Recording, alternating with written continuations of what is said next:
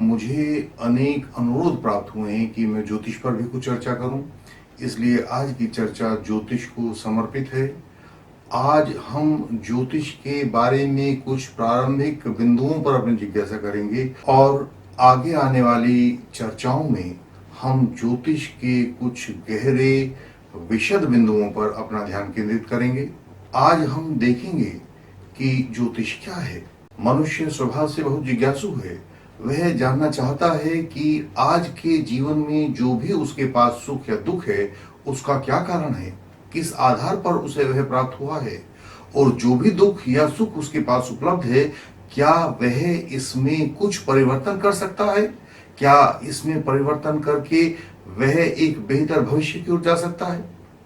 ऐसे में उसके सामने भाग्य और कर्म का प्रश्न सामने आता है। भाग्य वह जो अपने पिछले कर्मों के आधार पर लेकर आया है, और कर्म वह जो इसके आगे आने वाले भाग्य को निर्मित करेगा।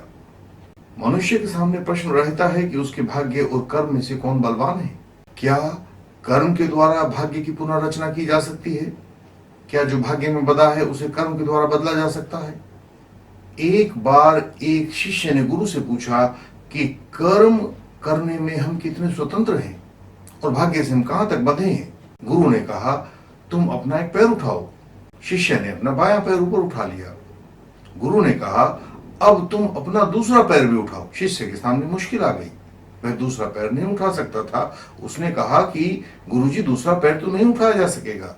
गुरु ने उसको समझाया, यही भाग्य से बंधना है, यही कर्म के द्वारा अपने भाग्य को पुनर्रचना करना है। यह तुम्हारे अधिकार में था कि तुम अपना कौन सा पैर उठाते। तुमने बायां पैर उठाया, दायां भी उठा सकते, लेकिन एक बार जब तुमने अपना बायां पैर उठा लिया तो उसके बाद तुम दायां पैर उठाने के लिए स्वतंत्र ना रहे। यह अपने बाएं पैर को उठाने के बाद आप उसके परिणामों से बंध गए। यही आपके कर्म और भाग्य का आपसी तालमेल है। पहले पैर का उठाना आपकी स्वतंत्रता है, लेकिन पहले पैर को उठा देने के बाद दूसरे पैर के उठाने के बारे में फिर आप बंध जाते हैं। लेकिन यह पैर उठाने का निर्णय आपके पास हर घड़ी उपलब्ध है। जो पुराने पैर उठाए गए हैं, उसके बाद हर नया पैर उठाने की घड़ी में आप स्वतंत्र हैं। यह तय कर सकते हैं कि इस बार कौन सा पैर उठाया जाना है, और पुराने उठाए गए कदमों के परिणामों को बदलने के लिए भी आप स्वतंत्र हैं। आप तय कर सकते हैं कि इस बार कौन सा पैर उठाया जाना है। पैर उठाने में गलती ना हो, यही ज्योतिष है, यही ज्योतिष की सीख है। यदि पिछले क्षण के पैर उठाने में कोई गलती रह गई थी तो उस गलती को कैसे सुधारा जाए। पुराने कर्म जो भाग्य के रूप में बंध गए थे, उन्हें भी ज्योतिष ठीक करने का मार्ग सुझाता है, और इस ठीक करने के मार्ग में वह 2-3 उपाय करता है। पहले स्तर पर वह तंत्र मंत्र के द्वारा, अनुष्ठान के द्वारा, तप और उपासना के द्वारा आपकी भीतरी ऊर्जा को इतना अधिक विस्तीर्ण कर देता है कि आप अपने भाग्य से ऊपर उठ सकते हैं। दूसरे स्तर पर ज्योतिष आपको रत्न उपलब्ध कराता है।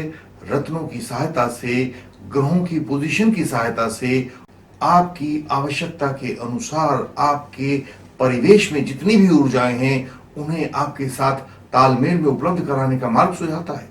ज्योतिष आपको बताता है कि जो अन्य पदार्थों की ऊर्जाएं हैं, जो अन्य पिंडों की ऊर्जाएं हैं, रत्नों की ऊर्जाएं हैं, ग्रहों की ऊर्जाएं हैं, नक्षत्रों की ऊर्जाएं हैं, उन्हें आपके फेवर में कैसे इस्तेमाल किया जा सके।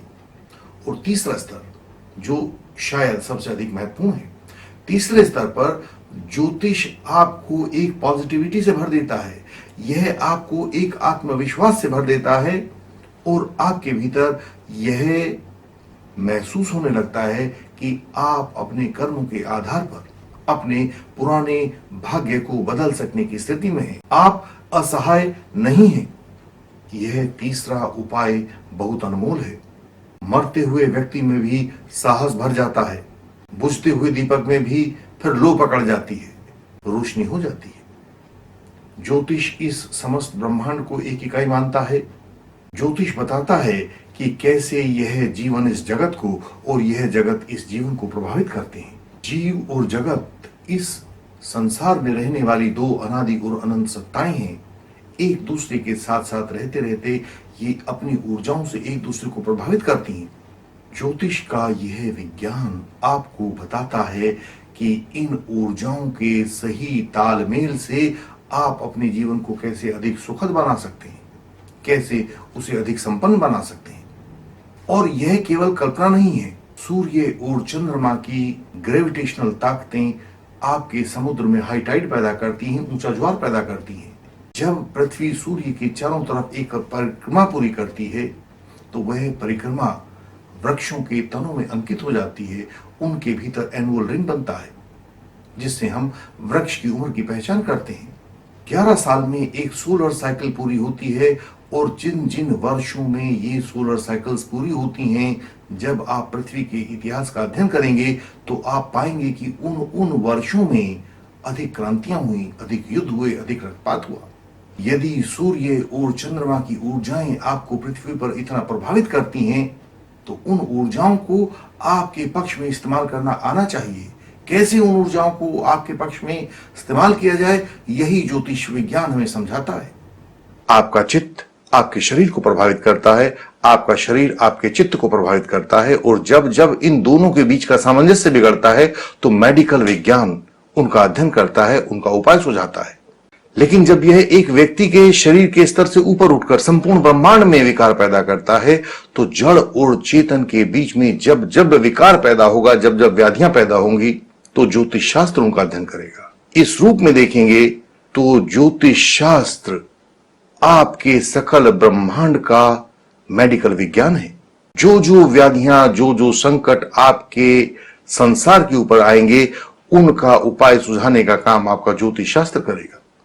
ऐसी संभावना है कि आप अपने किन्हीं विशिष्ट व्यक्तिगत अनुभवों को मेरे साथ बांटना चाहें, या आप अपनी किन्हीं विशिष्ट समस्याओं के बारे में कुछ विशेष जानकारी प्राप्त करना चाहें, तो ऐसे में आप अपनी व्यक्तिगत समस्याओं को pratapshriji@gmail.com पर भेज सकते हैं। इस वीडियो के अलावा इस ही जैसी अन्य वीडियोस को देखने के लिए और आने वाली नई वीडियोस के बारे में लगातार अपडेट रहने के लिए आप इस चैनल को सब्सक्राइब कर सकते हैं। और जब तक हम नई वीडियोस को लेकर आपके समक्ष दोबारा उपस्थित हों, तब तक के लिए नमस्कार।